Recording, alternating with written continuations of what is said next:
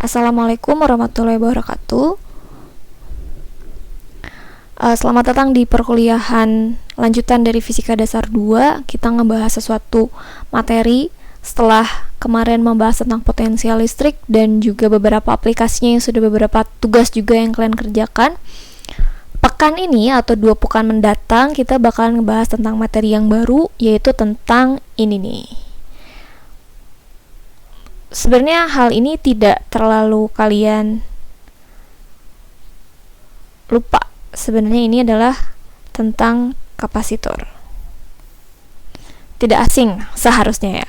Karena beberapa hal tentang kapasitor ini secara permulaan sudah kalian dapatkan di bangku sekolah ya. Mungkin ada di sekolah SMA atau untuk teman-teman yang di SMK ini pasti juga dapat beberapa materi-materi dasarnya. Nah, untuk melengkapi bagian-bagian itu, kita pelajari hal-hal yang mendasar juga. Kita belajar dari mulai yang paling mendasar. Nah, sebenarnya kenapa kapasitor ini menjadi salah satu teknologi yang begitu besar secara industrial gitu, dilirik oleh banyak hal dalam dunia elektro, terus kemudian juga kelistrikan itu pasti punya atau mempunyai perangkat kapasitor. Kalian pernah dengar mungkin bentuknya atau kegunaannya untuk apa secara fungsi? Masih ingat atau harus diingatkan kembali? Nah, sebenarnya gini, yang paling sering kalian gunakan saat ini di kapasitor itu salah satu aplikasinya ada di alat ini nih, keyboard yang kalian gunakan di sebuah komputer itu dia memanfaatkan yang namanya perubahan nilai kapasitas dari apa? Tentu kapasitas dari muatan tersebut ya, sebagai switching atau sebagai penghubung. Jadi di sini dia menggunakan perubahan, ini salah satu aplikasinya ya, perubahan kapasitas, di mana perubahan kapasitas ini sebagai switching atau penghubung. Nah, di dalam keyboard ini ada sebuah keping logam yang dipasangkan. Jadi tidak hanya kosong saja gitu. Di dalamnya ada logam yang logam tersebut sebenarnya bertindak sebagai kapasitor, di mana ada keping atas ya. Di situ ada keping atasnya. Bahkan kita saat menekan dari satu tombol itu saja, informasinya itu tersampaikan gitu. Kalau kita ketik A, itu pasti keluarnya A atau selanjutnya ya, dan bahkan kita bisa merangkai kata dari keyboard tersebut. Itu salah satu istilahnya aplikasi yang bisa kita lihat sampai saat ini. Kapasitor bisa membuat sebuah informasi yang bisa kita gunakan ya sampai saat ini. Itu ada di keyboard. Jadi beberapa alat elektronik juga seperti radio misalkan, mereka juga pasti gunakan kapasitor. Sebenarnya siapa dan apa sebenarnya kapasitor ini, ditemukan oleh siapa dan bagaimana prosesnya? Kita coba belajar ya sekarang ya. Nih, saya bakal bikin sebuah gambar dulu sebentar. Jadi ini sebuah botol seperti ini ya kurang lebih. Nah, di mana sebuah botol ini tersusun atas beberapa hal ya. Jadi ini menggunakan tutup kayu. Ya, di sini ada kayak keping logamnya gitu. Kita buat gambar sederhana saja ya. Terus kemudian ini diisi oleh batang logam. Jadi ini adalah batang logam. Kemudian ada kayak wire gitu ya di sininya, atau rantai logam. Nah, ini juga bahannya itu adalah dari logam juga. Jadi kalau kita bisa definisikan, ini adalah daun logam, berarti bahannya logam juga. Ini merupakan tutup kayu. Nah, kemudian ini adalah penjulur atau saya sebut tadi wire ya. Sebuah tangkai di mana berfungsi sebagai rantai logam. Ya. Kemudian ini adalah batang dari logamnya ya.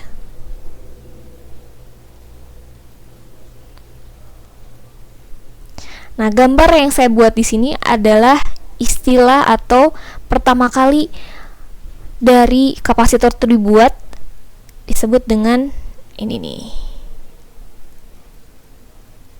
Ini adalah istilah dari nama lain dari botol Leyden namanya. Jadi botol Leyden ini terdiri dari sebuah isolator kaca. Jadi ini adalah kaca ya, bahannya adalah bahan kaca yang dinding dalam dan luarnya dilapisi oleh daun logam. Jadi dilapisi oleh daun logam, inilah yang disebut dengan botol Leyden. Jadi gimana? Sebenarnya apa hubungannya dengan kapasitor dengan botol Leyden ini? Nah, di awal listrik ditemukan sampai akhirnya digunakan jadi penemuan yang sangat hebat, ternyata menyimpan sesuatu yang luar biasa. Maksudnya setelah banyak hal yang sudah kita lewati dengan penemuan listrik dan perkembangannya, ada problem nih. Karena ternyata gimana caranya kita untuk mendapatkan atau menyimpan dari muatan-muatan listrik tersebut dalam waktu yang lama. Jadi muatan-muatan listrik yang sudah kita atau pada saat itu sudah ditemukan gitu ya. Pertanyaannya bagaimana menyimpan listrik itu supaya lama? Bagaimana menyimpan listrik ya? Bagaimana menyimpan listrik itu bisa digunakan untuk waktu yang lama? Karena muatan-muatan yang digunakan itu, yang didapatkan itu cenderung selalu bocor gitu. Jadi tidak ada isolasi yang pas. Nah, maka dari itu dibuatlah sebuah penyimpanan muatan dengan cara mengisolasi.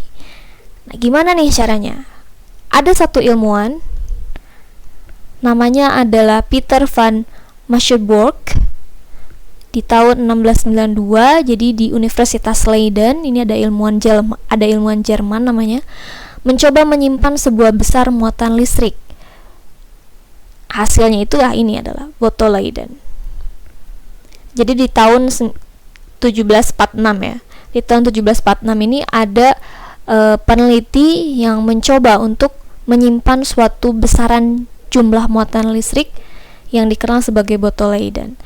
Nah, botol Leyden ini yang seperti kita tadi singgung di awal merupakan suatu dinding yang dalamnya ini ya, jadi sini tuh ada dindingnya gitu. Daun logam, bahannya logam. Botol ini ditutup dengan sebuah batang logam. Jadi ini ditutup dengan batang logam. Tengahnya dilubangi. Jadi di sini tuh ada lubang gitu ya sampai ke bawah. Terus kemudian batang logam tersebut diberikan seperti rantai, seutas rantai logam yang bergantung di ujung bawah batang. Nah, dalam proses botol Leyden ini kita sudah kenal beberapa material di sini. Ada logam ya. Logam itu kan sebuah konduktor. Kita tahu bahwa ada proses konduktor di sana yang kita anggap sebagai muatannya positif. Nah, ketika konduktor ini bersentuhan dengan muatan negatif atau elektron-elektron yang mengalir gitu ya, sebagai hasilnya muatan positif ini akan tertinggal pada lapisan ini nih. Ya, jadi di sini akan ada muatan yang tersimpan di sini di dalamnya. Lapisan logam ini akan menarik tadi ya muatan-muatan atau elektron negatif atau elektron-elektron ini di logam dinding yang luar gitu. Dan tentunya bagian-bagian ini sudah melakukan istilahnya ada grounding. Jadi ada proses grounding di sana. Nah, proses muatan ini dapat diulang beberapa kali untuk menghasilkan muatan yang sangat besar dalam botol. Jadi seperti proses yang tadi ya, muatan-muatan yang diberikan dari logam itu akan disimpan di dinding dari botol ini gitu. Jadi tersimpannya di sana. Dan setelah berulang-ulang, ini akan menghasilkan muatan yang cukup besar jadinya. Nah, setelah proses tadi ya menyimpan muatan, grounding ini nanti akan dilepas.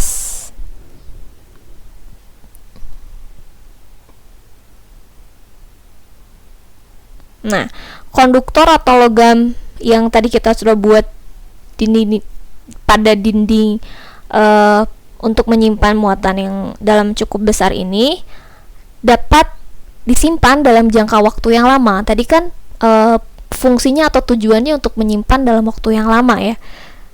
Dalam jangka waktu yang lama, asalkan nih yang pertama, botolnya itu harus bersih.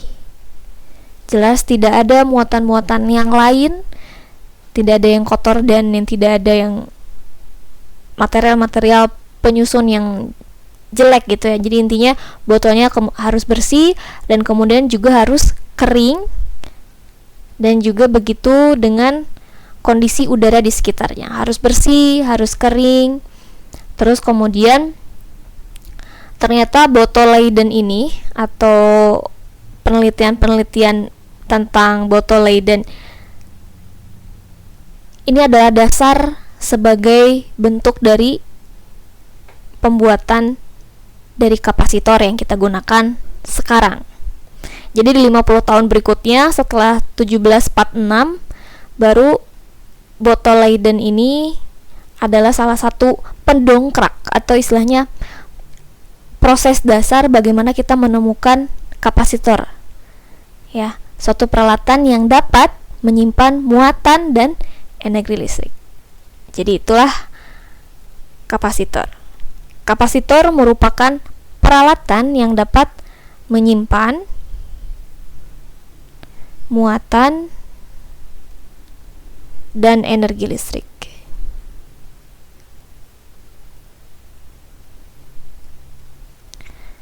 Dari percobaan sederhana yang dilakukan di tahun 1746 ini di sebuah universitas di Leiden di Jerman, bikin sebuah botol gimana caranya biar muatan itu terisolasi gitu ya dan bisa digunakan jadi lama.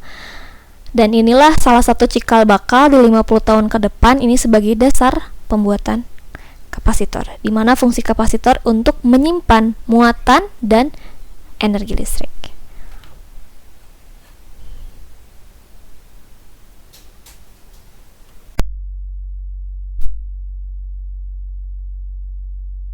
Selanjutnya yang harus kita kenal setelah dari penelitian-penelitian awal, kita mengenal tentang desain kapasitor. Secara prinsip, sebuah kapasitor ini terdiri dari dua keping konduktor. Jadi kalau kita bisa digeneralisir, di sini terdapat dua keping konduktor ya. Dua keping konduktor ini diisi oleh dielektrik atau penyekat, misalnya udara atau kertas. Kemudian di lapisan keping yang kedua yaitu konduktor yang diberi muatan sama besar. Jadi di sini ada konduktor yang diberi muatan sama besar tetapi jenisnya berlawanan. Yang satu muatannya positif, yang satu muatannya negatif. Kalau kita gambarkan seperti ini ya, kurang lebih ya gambarnya.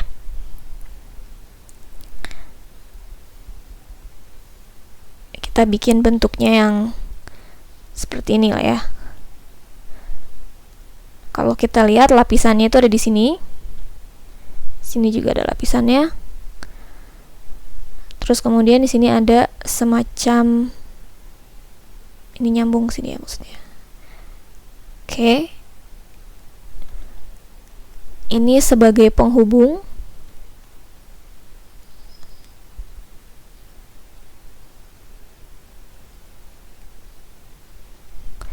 Kemudian ini adalah keping logam.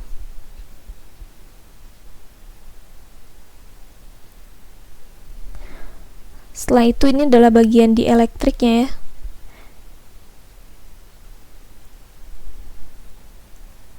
Nah, ini juga jadi keping logam ini dan ada di sini juga.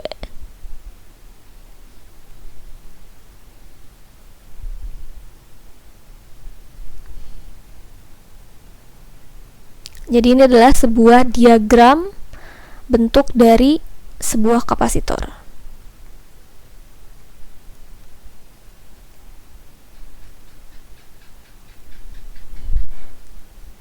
Namun secara simbol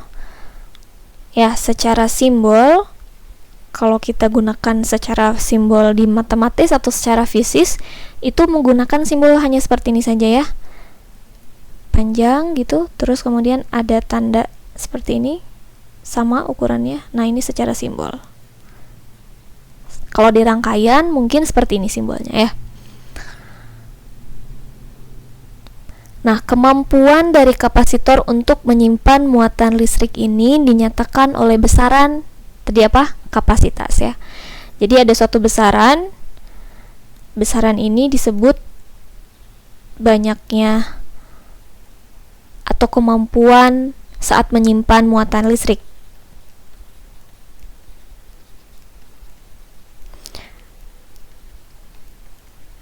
Ini ada satuannya.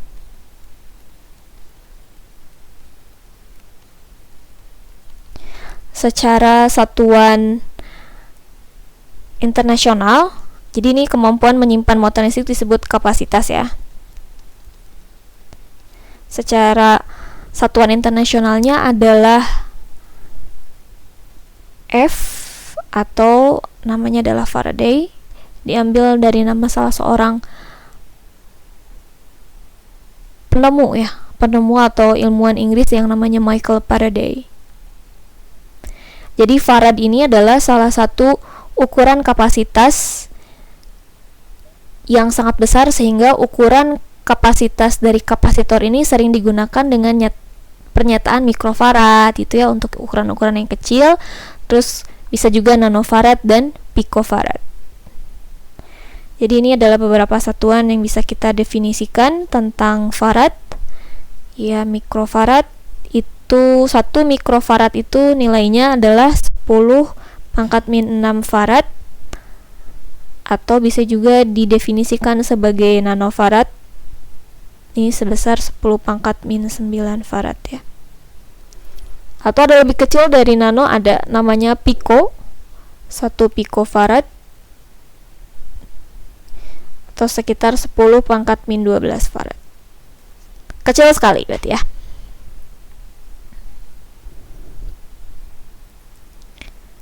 Nah, itu tentang desain atau bagian-bagian dari diagram sudah dijelaskan, terus kemudian simbolnya dan juga bagian-bagian bagaimana satuan internasional yang digunakan saat sebuah kapasitor menyimpan muatan listrik atau disebut dengan kapasitas. Satuannya Faraday ya. Farad atau Faraday. Oke. Nah, kita ngebahas sekarang tentang jenis-jenisnya nih. Jenis kapasitor ya.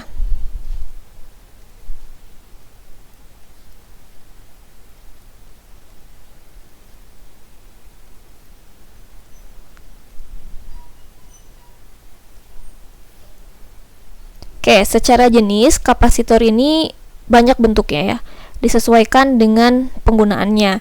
Jika mungkin penggunaannya di keyboard, berarti bentuknya pipih, bentuknya bisa jadi kotak, tidak bulat gitu.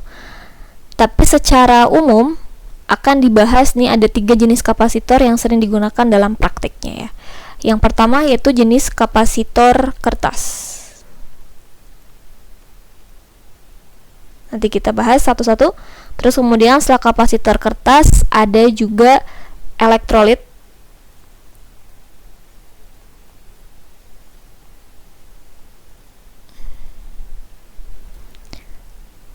Yang ketiga adalah kapasitor variabel namanya.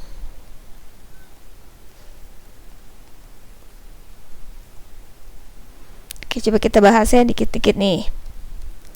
Gimana yang disebut dengan kapasitor kertas? Jadi kapasitor kertas ini terdiri dari 2 lembar kertas timah. Kalau mau kita gambarkan mungkin kurang lebih seperti ini ya. Jadi bentuknya bulat. Nah, di sini ada lembaran-lembaran kertas yang dimana kertasnya itu yang digunakan adalah kertas timah. Jadi ini adalah kertas timah.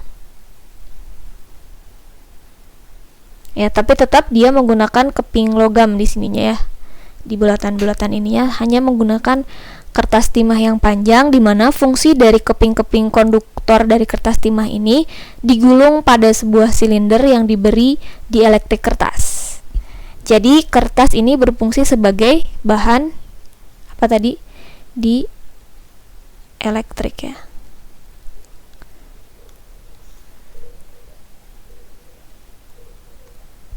Ini adalah bahan dielektrik.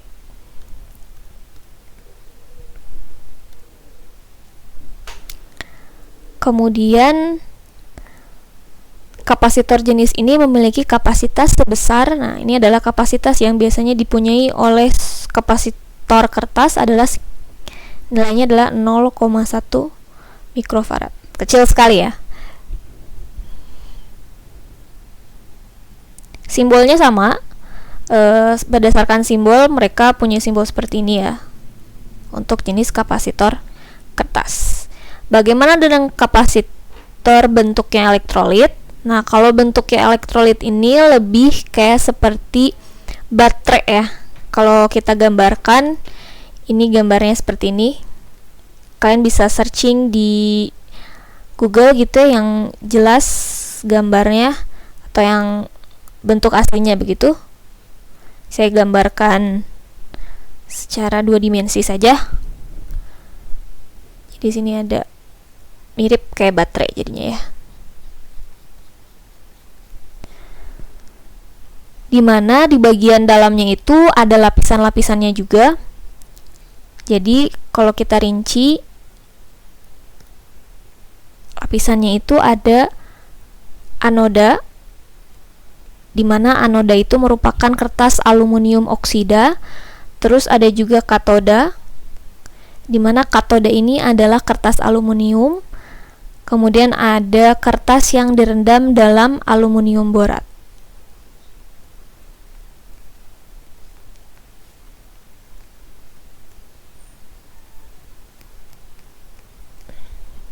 Jadi ada kertas yang direndam di cairan yang namanya aluminium borat.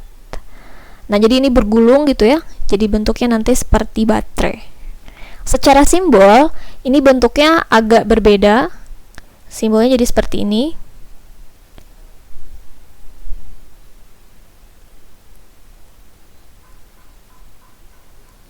Secara simbol ya. Sini plus.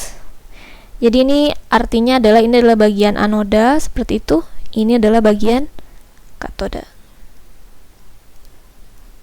Nah, ini secara simbol, jadi beda ya. Nah, kemudian ada juga yang kapasitornya adalah variabel. Oh, sorry, belum selesai tentang kapasitor elektrolit. Jadi kan tadi ada yang disebut dengan katoda dan anoda. Katoda itu adalah kutub negatif, sedangkan anoda itu adalah kutub positif. Jadi jangan kebalik ya. Katoda itu adalah negatif, anoda itu adalah positif. Jadi jangan sampai kebalik gitu. Kapasitas yang disimpan dari kapasitor jenis elektrolit ini memiliki kapasitas paling besar di antara kapasitor non-elektrolit. Jelas ya. Karena memang bagiannya itu bisa menghasilkan muatan-muatan listrik yang banyak. Kalau kita tulis di sini, kalau tadi dia hanya sekitar untuk kapasitor kertas itu kecil 0,1 mikrofarad, tapi kalau untuk bagian ini adalah sebesar ini ya. Saya tulis di sini aja ya. Kapasitasnya adalah 100.000 picofarad. Ini sekitar berapa ya kira-kira? Kalian hitung dulu saja ya. Kita coba bahas tentang kapasitor variabel.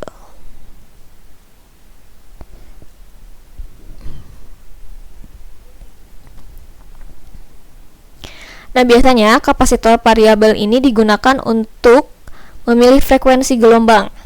Jadi biasanya digunain buat yang ada di mana nih cocoknya kalau frekuensi gelombang seperti ini?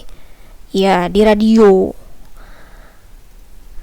Kalau kita buat atau kita punya radio, ini biasanya didapatkan nih sebuah kapasitor variabel di mana sebagai frekuensi gelombang radio penerima. Jadi sebagai receiver.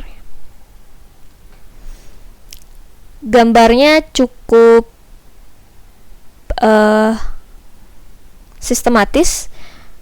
Semoga ini bisa digambarin dengan bagus ya.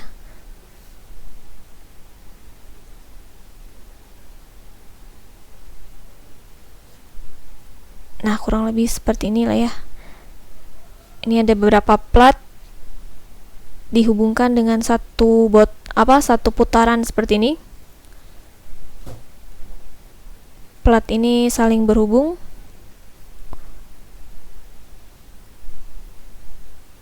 Nah, ya kurang lebih seperti ini.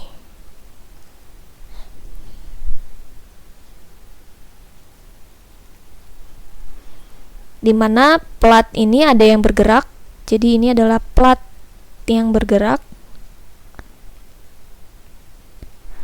Kalau yang sebelah sini platnya tetap, karena sebenarnya ini ada skrup-skrupnya gitu ya. Nah, makanya dia tetap gitu.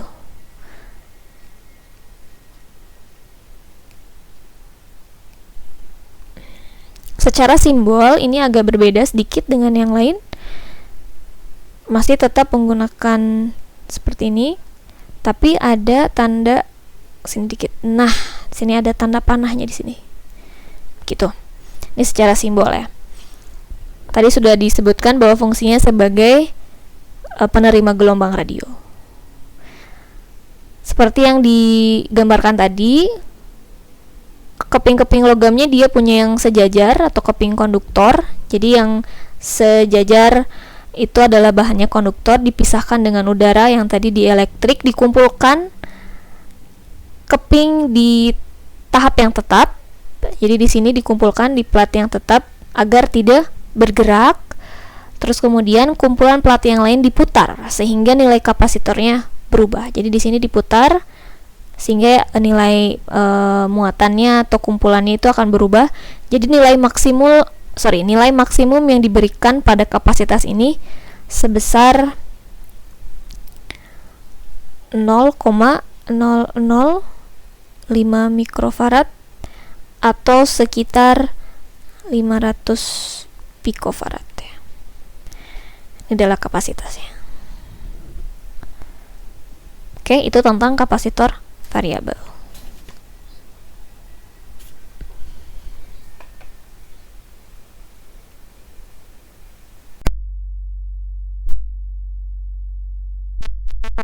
Kalau di pas bagian awal-awal, kita mulai dengan cara kerja kapasitor nih. Seperti yang kalian lihat, ini ada satu gambar, dua atau ya bahkan di sini, dan ini ya sebuah diagram. Jadi ini adalah kapasitor yang dihubungkan dengan ada dua keping sejajar. Yang pertama ini ya kepingnya satu, terus kemudian sebelah sini dua keping sejajar yang mana keping ini punya dua muatan yang berbeda, yang satu positif, yang satu negatif ya. Itu negatif, yang ini bagian yang positifnya. Terus di bagian tengahnya adalah keping yang diisi dengan dielektrik. Jadi yang bagian sini nih ya, yang ada di sini semuanya itu adalah keping yang punya muatan dielektrik.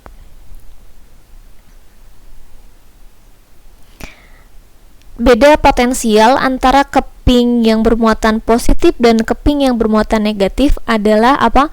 Ya, potensial. Dimana daerah di antara kedua keping ini yang tadi kita sudah sebut itu merupakan daerah atau keping yang diisi dengan dielektrik. Nah, kalau sudah ada dua keping yang disejajarkan seperti ini, kemudian dipisahkan dengan bahan dielektrik, maka untuk menghubungkan atau mengecek bagian kapasitor ini dimuati dengan muatan, maka kita harus gunakan sebuah baterai nih, dimana baterai ini dia punya tegangan atau punya listrik yang DC atau direct current. Jadi kemudian kita cek, kita hubungkan dengan kutub ini ya, positif negatif. Seperti yang kita tahu di gambar yang sini ya, ada ini kan baterai, ini adalah kapasitor. Kutub baterai yang positif ini akan menarik elektron. Jadi yang positif menarik elektron.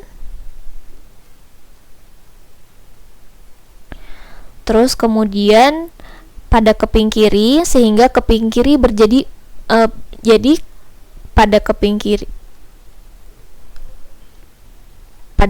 kiri sehingga di keping kiri ini seperti apa? Di keping kiri ini akan menjadi bermuatan positif dan memindahkan elektron. Jadi elektron-elektron yang ada di sini dia akan berpindah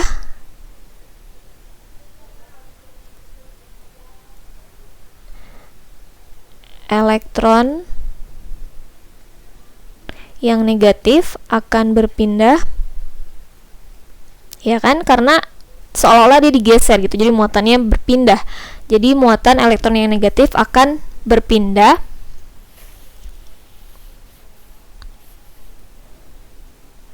ke kanan. Jadi yang kiri diisi oleh yang positif, yang kanan diisi oleh yang negatif. Kalau yang ini kepingnya ke kiri, kalau ini berpindah dari keping kanan ke keping kiri atau sebaliknya gitu.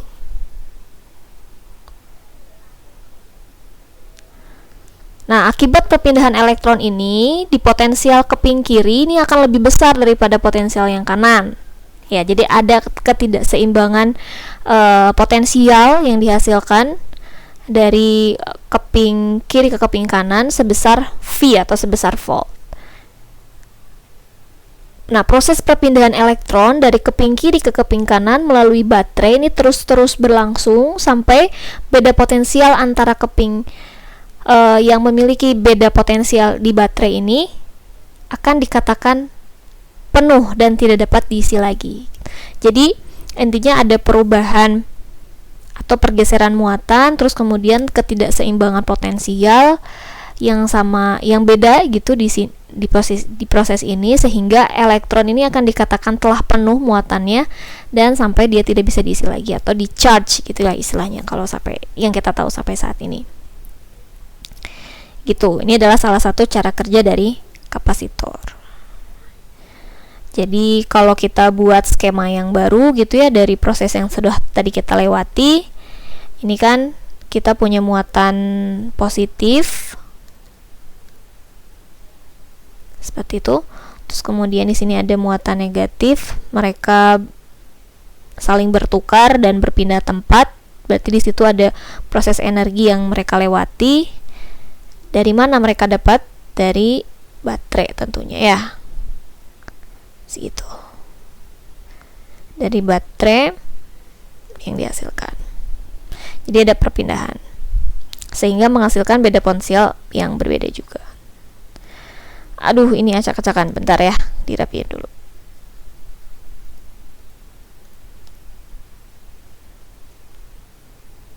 Nah, gitu ya perpindahan. Dan terus berulang gitu ya perpindahannya. Ini ada baterai gitu. Positif, negatif. Nah, disitulah akhirnya terdapat beda potensial antara keping kiri dan keping kanan. Oke?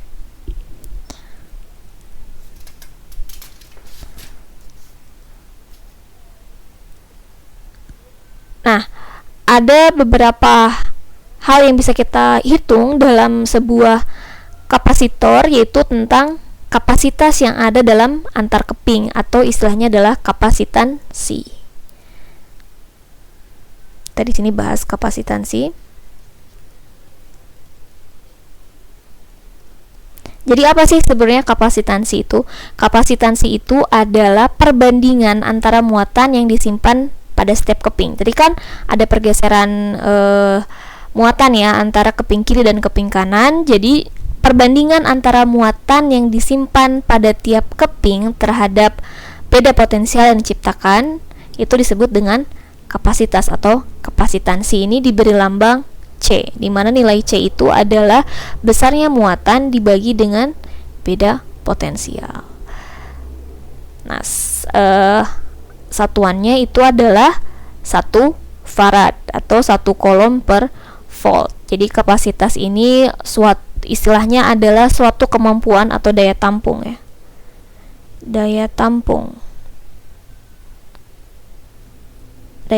atau istilah lainnya tadi adalah kemampuan menampung atau menyimpan muatan listrik untuk beda potensial yang diberikan. Satuannya adalah apa tadi? Coulomb per volt.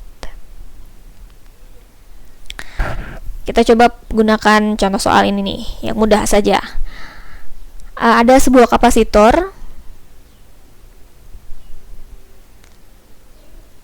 Sebuah kapasitor ini punya nilai 0,4 mikrofarad, dimuati atau diberi baterai, muatan baterai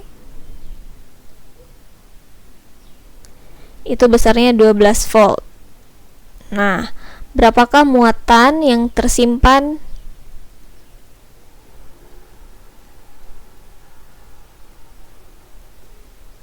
begitu? Berapa ya di dalam kapasitor ini? Berarti kan kita sudah punya bahwa nilai kapasitasnya itu adalah 0,4 mikrofarad, boleh kita konversi ke farad ya, berarti 4 kali 10 pangkat min 7 farad. Beda potensialnya atau V-nya itu sebesar 12 volt. Kemudian yang ditanya adalah Q ya, berarti kita punya persamaan apa tadi ya sebelumnya? C itu sama dengan Q per V, atau berarti Q itu sama dengan C kali Q ya. Oh kok Q, V maksudnya. Oke, C nya adalah 4 dikali 10 pangkat min 7 dikali 12 ya, atau sama dengan 48 kali 10 pangkat min 7 ya, mikrocoulomb. Itu nilai dari muatannya.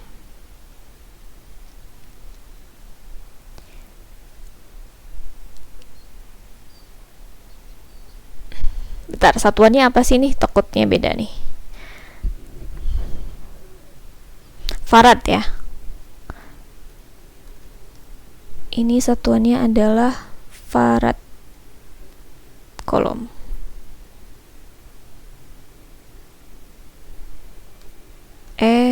Farad coulomb. Bener ya, mikrocoulomb, sorry. Mikrocoulomb.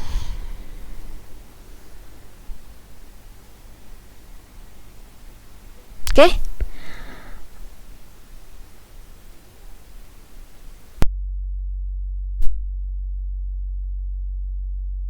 4,8 kali 10 pangkat min 7, karena kan tadi 4 dikali 12 itu adalah 48, terus kita rubah lagi satuannya, jadilah 4,8 kali 10 pangkat min 7 mikrofarad.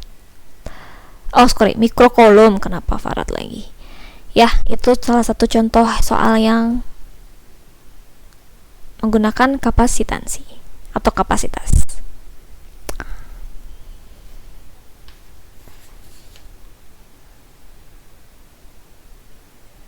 Oke.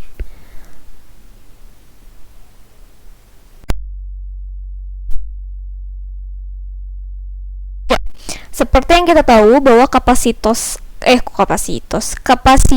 itu merupakan sebuah bentuk dari keping sejajar.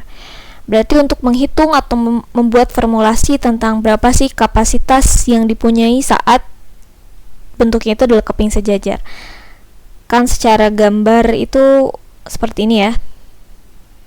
Nah, ini yang muatannya positif misalkan, terus ini adalah yang muatannya negatif gitu. Jadi sama-sama punya ini adalah keping yang sejajar, maksudnya seperti ini, dihubungkan dengan satu garis ya. Jadi ini bentar, kita rapiin dulu dikit.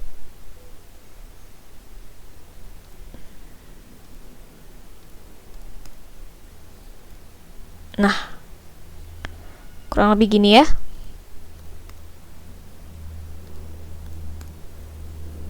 Nah, ini adalah keping yang positif misalkan. Ini yang negatif.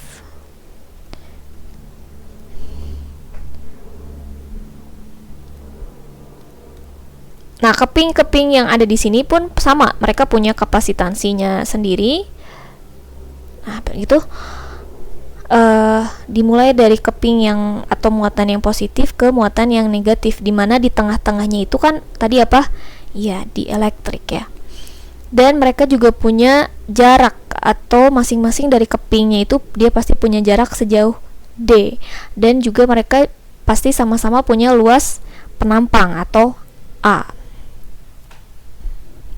Nah, baterai ini akan memberikan muatan positif di muatan Q ini pada keping yang pertama, dan muatan minus Q atau muatan Q pada keping kedua. Begitu juga dengan beda potensial di kedua kepingnya itu ya. Jadi proses muatannya itu selesai, dan kalau udah selesai hubungan ke baterai ini akan diputus gitu, akan selesai juga. Nah, untuk menghitung kapasitas dari bentuk kapasitor yang seperti ini, kita tentukan dahulu nih ada kuat listrik homogen, yang dimana kuat listrik homogen ini didefinisikan sebagai nilai E, atau nilainya adalah ini adalah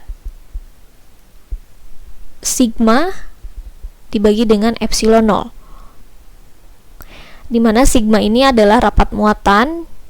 Jadi ini adalah rapat muatan, dan epsilon 0 adalah permisivitas vakum udara. Permisivitas. Nilai dari rapat muatan ini besarnya adalah Q per A. Jadi muatan dibagi dengan luasnya ya. Jadi kalau kayak gitu nilainya akan berubah ya. E itu akan sama dengan Q dibagi dengan A dibagi dengan epsilon 0. Atau kita bisa tulis Q per epsilon 0 dikali dengan A. Nah, ini untuk E. Setelah kita ketahui nilai dari energi listrik atau kuat medan listrik homogennya, kita akan mengetahui tentang berapakah nilai V pada keping sejajar tersebut ya. Nanti kita dapatkan nilai V di sini. V itu sama dengan medannya dikali dengan D atau jaraknya. Kita substitusi aja langsung ya. Q per epsilon 0 dikali dengan A, kemudian dikalikan dengan D. Atau bisa kita tulis sini, maka V sama dengan Q dikalikan dengan D dibagi dengan epsilon 0 dikalikan dengan A. Nah, itu tentang keping sejajar. Kemudian kita juga tahu bahwa untuk mendapatkan nilai dari kapasitansi atau C itu kan nilainya adalah Q dibagi dengan V. Nah, kalau kayak gitu kita masukkan persamaan-persamaan yang sudah kita dapat. Q terus kemudian V itu adalah nilainya ini ya. Q dikalikan dengan D dibagi dengan epsilon 0 dikalikan dengan A. Kita bisa dapatkan seperti apa nih? Ada yang bisa kita coret ya. Epsilon 0 dikalikan dengan A dibagi dengan D. Nah, inilah nilai kapasitansi dari keping sejajar.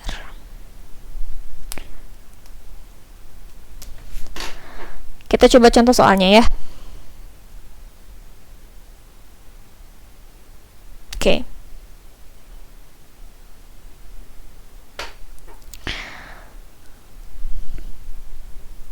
Sebuah kapasitor keping sejajar memiliki persegi dengan panjang, jadi bentuknya persegi dengan panjang sisinya 10 cm. Jadi S-nya itu 10 cm.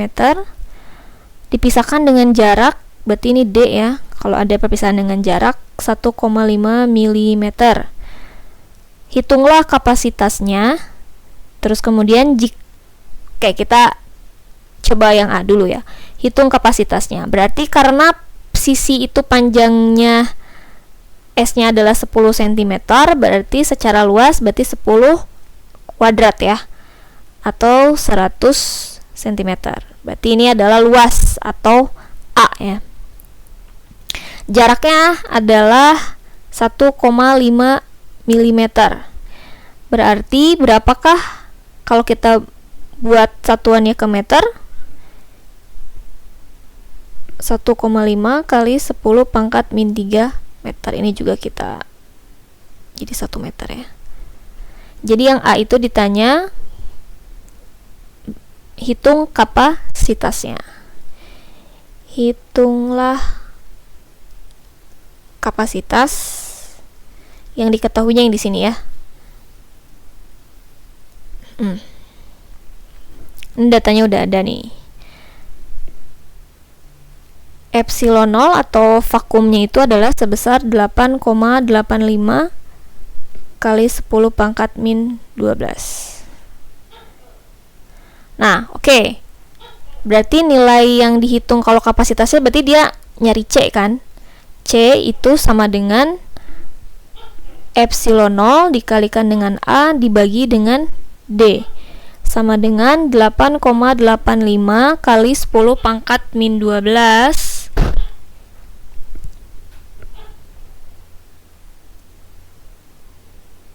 10 pangkat min 12 dikalikan dengan A-nya ya, 10 pangkat 2 dibagi dengan 1,5 kali 10 pangkat min 3.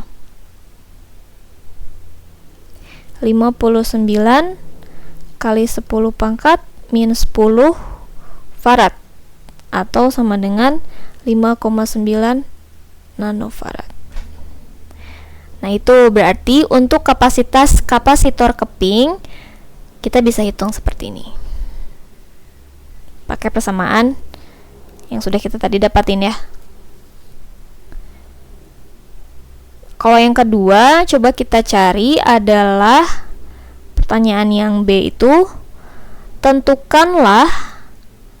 Nah, jika dia dihubungkan dengan baterai. Jadi, ada kapasitor dimuatkan baterai 6 volt. Berarti berapakah banyak muatan yang dipindahkan?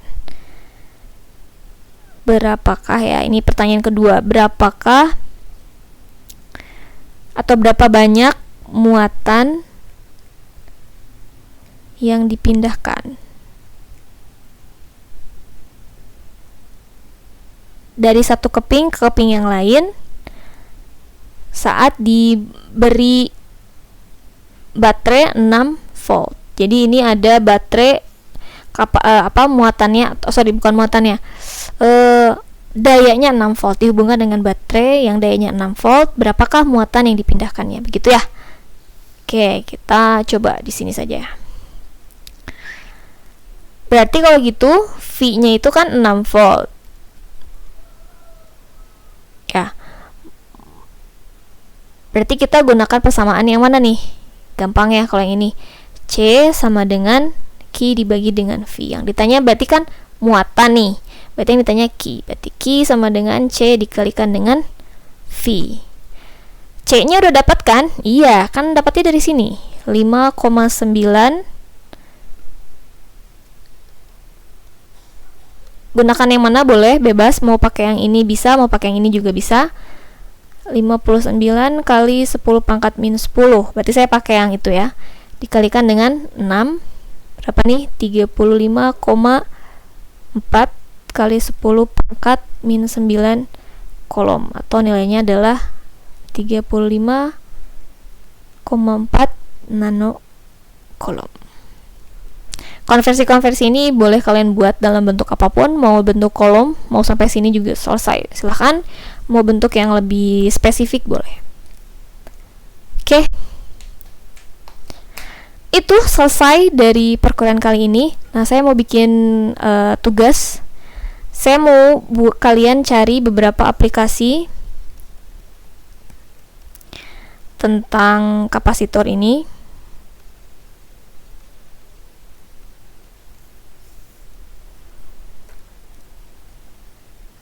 Contohnya di keyboard.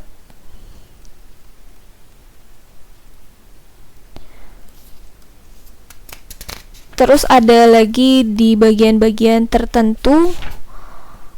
Contohnya adalah radio ya. Tadi kan udah kita bahas juga radio, TV, handphone.